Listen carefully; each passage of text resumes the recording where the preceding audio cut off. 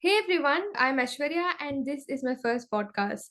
The following conversation I had is with the founder of Doola, and Doola here is described as a business in a box for creators. They basically take care of everything from forming your LLC to filing your US business bank account. Doola has helped more than thousands of non-US founders to build their dream business from anywhere in this world. And the following conversation involves the founders YC journey and the insights he got from building the whole startup from scratch. All right, so hey, how's it going? We have Arjun Mahadevan here. He is the founder of Doola. So, Arjun, can you please explain what Doola does in a nutshell and what are you working on right now? Sure. Thank you so much for having me. And in one sentence, Doola is a business in a box for LLCs. And in two sentences, what that means is we help people not just form a limited liability company from anywhere in the world, but we get you an EIN number or employer identification number. We help you set up a US business bank account. And then we also do your annual tax filings at the state and federal level to keep your business compliant. And that helps you focus on what you do best while Doola handles the rest behind the scenes. All right, that's really great. So there are like two structures while building up a company, right? There's an LLC and a C Corp. So how does Doola help with choosing the right one? That's the most common question we get outside of what state should I form in, but should I form an LLC or should I form a C Corp? I'll actually answer the question now and give you a real answer. If you're looking to raise US venture capital from an angel investor or a US institutional investor, a Delaware C Corp is oftentimes required. And that makes it simple. If you're having a check from an investor coming in soon, or you're looking to raise venture capital, form a Delaware C Corp. If you're not, oftentimes an LLC or limited liability company is the way to go. And then the next important thing to know there is that if you live outside of the United States, you can actually choose any state to form an LLC in. The most popular is actually Wyoming, followed by Delaware. If you live inside the United States, you should actually form an LLC in the state that you live in, because that's the state where you're doing business, you're physically based there. And that, in a nutshell, just to recap, if raising venture capital, go Delaware C Corp. If not, LLC is typically the way to go. And if outside the US, I recommend Wyoming, followed by Delaware. And if you live in the States, I would just form an LLC in the state that you live in. All right, that's really great. So I have another question. What was your initial idea behind starting Doola, and how did you actually validate it as a real problem that is worth solving? Why did you choose that problem to solve? A lot of companies at the time would help you form a business if you lived inside the United States and had a US Social Security number. But I didn't see many companies that were helping people who lived outside the United States. And that could mean someone who either is starting from scratch from outside the United States, or they're looking to expand an existing business into the United States to sell to US customers. And that was a big need. There are many founders around the world. 95% plus of the US population, or the world's population, is outside the US. 4.25% is in the US. And if you think of it that way, there's just a massive opportunity internationally to help these businesses confidently launch a US business and start making money in the United States. And that was a gap I saw in the market. And we thought, hey, what if we can address that need and build a solution for those founders? All right. How many companies have you launched with the help of Doola right now? Like the number you have? We've helped thousands of founders around the world, Thousands. and there's even more who we've helped, I think, through content. Even if you haven't formed with us, the goal is to help educate you. That could be via a blog post or a YouTube video or a Twitter post or a LinkedIn thread. And even if you're not ready to form right now, the goal is that content can educate you or inspire you so that at some point in the future, when you are ready, you'll just Doola it, or you'll use Doola to form your company. Oh my God. That's like super cool. So tell me about the early days you went through while building Doola. Was there any situation where you felt like giving up and you are grateful now that you didn't give up at that time? I think that's absolutely a feeling that anyone feels along the journey. And that can be whether you are starting a business, whether you're learning a new hobby, whether you're working on a project, whether you're studying for an exam. I think that's a very human feeling to think, oh, what's the point of this? I should give up. But I do think that oftentimes when you have that feeling and you push through, on the other side of that is the results that you were expecting. And I think that, again, applies to anything. When you're learning piano, the first few weeks are really hard, but then all of a sudden you start playing scales and you can actually play a song. And then it actually makes the next song you learn even easier. So everything compounds. I think the same thing applies for a business or even doula, where absolutely there's been many times, even times now, when you think, oh my God, so many things are broken. And how are we going to do this with this team? And, we don't have the full resources. But then at the end of the day, you realize, wait, you felt this before, and there's always a solution. You just have to sometimes pause and pick your head up. But I do believe there's always a solution. And oftentimes the best solution is roll up your sleeves and just keep pushing the ball forward and working. There's no shortcuts for work. Yeah, founders are really great for finding solutions. So hitting product market fit and first million in anyone's startup is like super cool, right? It's super special for that startup. So what are some pivotal points that you faced while building Doola that led to this point? And how did you reach that pivotal points? Did you use some unconventional strategies to reach there in the early stage? I think even today, there is no substitute for talking to a customer. And that could mean, hey, starting a business is really scary. And sometimes people do want to talk to someone. They can read a blog post, they can watch a YouTube video, the flow can make sense, but sometimes just a quick conversation can lead to a lifetime of trust.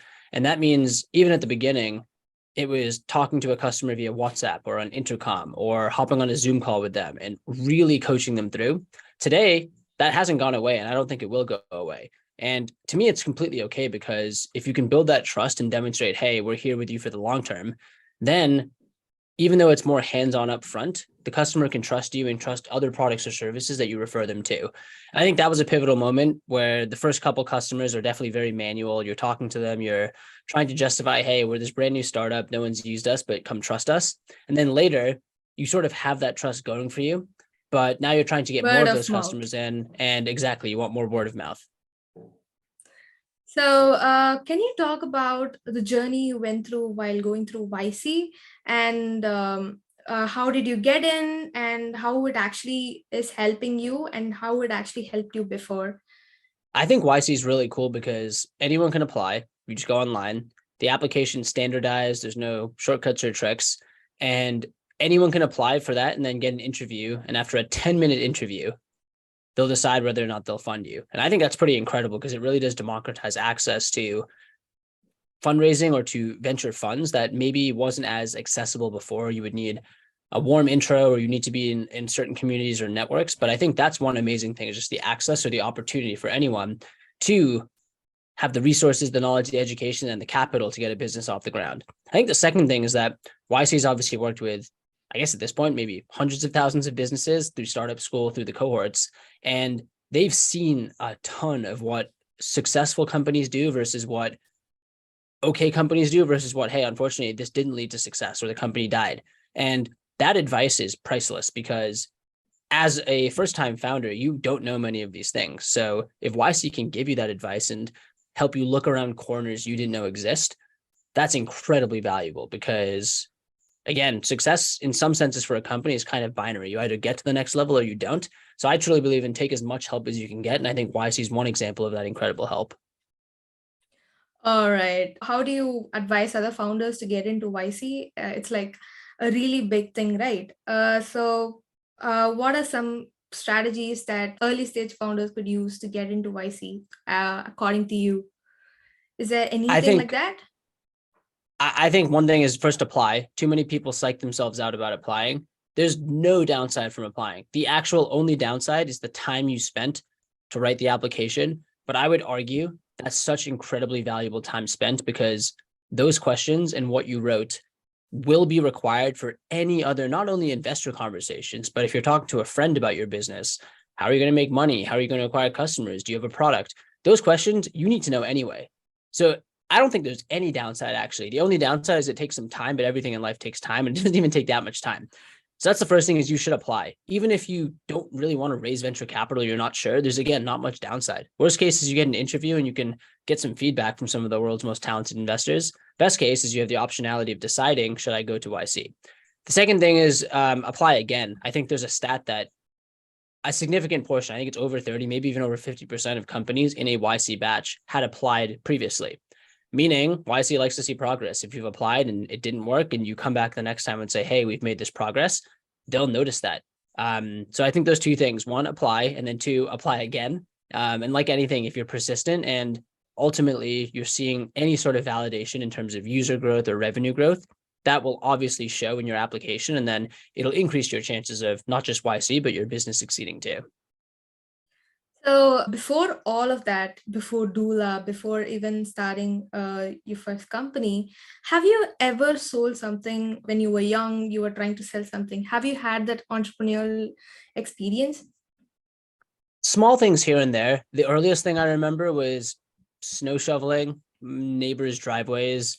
I was a Oh, lifeguard during interesting. high school too, so I had some jobs like that. I also sold kitchen knives when I was a rising senior about to go into college, and I was a traveling knife salesman. So I would sell kitchen knives and go to people's homes and say, hey, give me your knives, let's compare them to these, and then try to sell them on those. Those were my first experiences with that, and I think they're all very valuable because you learn, hey, wait a second, I can provide this service. And that was snow shoveling, and you sort of trade your time there. And then even for selling knives, technically now you're selling LLCs, which are obviously very different than knives, but it's still important to have word of mouth and brand, and the product has to be good too.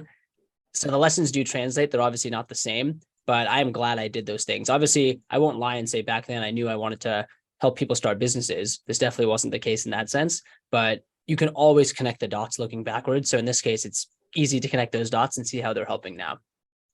So, do you think sales is kind of the big thing which starts from every entrepreneur's journey? I'm getting better and trying to get better every day. I think it's something which, again, I don't know if people are necessarily born good at sales. You can get good at anything. Some people might have a more higher or better or natural aptitude for something more than someone else. But I think it's important. And it's like anything else, it can be improved with practice. All right. Here's the last question. Can you drop in a hard-hitting, a valuable insight that you gained from building Dola for other early stage founders who are really struggling with their company, right? There are like times that you wanted to give up but took on charge, you worked hard. And can you drop in that one insight that you realized from building the whole company? Like what you were thinking one thing before the actual building, and you realize that, oh my god, that's wrong, you should not do it like this, it's not the right thing to do. Is there anything like that? I'll do two pieces, one business and maybe one more personal. On the business side, something that we've learned is that taxes is actually not a tech problem, it's a data collection problem. And what I mean by that is a lot of people think taxes are confusing, and they are. But if you collect all the information properly upfront, company info, transactional info, and it's categorized and logged properly, then it's actually not that hard to do the taxes at the end of the year.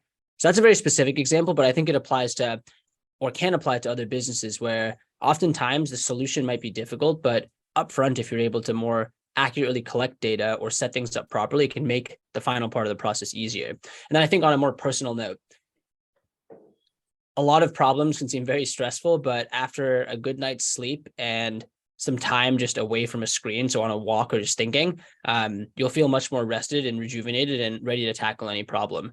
I heard this line that said, at a startup, you only feel two emotions: extreme euphoria and extreme terror. And a lack of sleep amplifies both. I think that's so true. And even within a given day, actually, between meeting to meeting, you might feel those. Oh, we're on top of the world. We're going to do this. This is going to work, down to, oh my God, we're screwed. How are we going to do this? And I think modulating those emotional swings is really important. And oftentimes it's sleep and just going on a walk or getting some exercise, spending some time with friends or spending some time with coworkers that can help you reset there and just feel ready to take on another day. And then once you stack those days and keep pushing, like anything in life, it might not seem like you're making progress, but then all of a sudden you'll start to see the compounding effects. It's just a sine wave graph, right? uh, every day it's like you're at the top, but the next day you're at the bottom, and you will feel like, oh my god, this won't work right now, and the other day you will feel like, oh my god, I'm going to rule this world. So Exactly. exactly. So yeah, thanks for joining, Arjun. It's been really great to have you on the pod. Is there anything that you want to convey to other early stage founders? Like, is there anything that you want to say to them? about building companies? Last thing I'd say, this applies to anyone who is looking to start a venture-backed tech startup or even just a side hustle. Maybe you want to do photography at events, or maybe you like interior design and want to help renovate or decorate people's homes.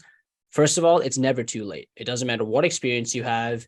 Every single person who started a company or started something at some point had never done it before. There's no one who came out of the womb or was born doing it. So everyone's a first timer at something at some point, and that includes you or whoever is looking to start something. Second thing is that it's so much easier to be a critic and to say, oh, that person's trying that, it didn't work, and to scoff. But ultimate kudos to anyone who's actually trying. And you'll always have my respect and anyone else's respect who's actually doing it too. It can be incredibly hard. There's the naysayers, there's the people who might be laughing at you behind your back, but just know that anyone else out there who's trying something, they have the ultimate respect and the ultimate support for you. And the worst thing that happens is it doesn't work. The best thing is you're going to learn a ton. So there's really not much downside. Again, there's a ton of upside, and life's too short to not give it a shot. Again, you don't have to quit your job and sink your life savings into something, but nights and weekends, or even just, a few hours in the afternoon on the weekends, whenever it might be, if you slowly start chipping away at something, you can build something pretty fun over the long term. All right, that's it for today. Thanks for coming up to the pod, Arjun. So cheers, man. I Thank hope you so much. Doola will go to like really incredible heights, and rooting out for you, man. Thank you. Really appreciate it. And rooting for you too. I love the background you have here on the wall. Some really inspirational figures there. And yeah, excited to follow your journey as well. Thank you, man. So cheers. Bye.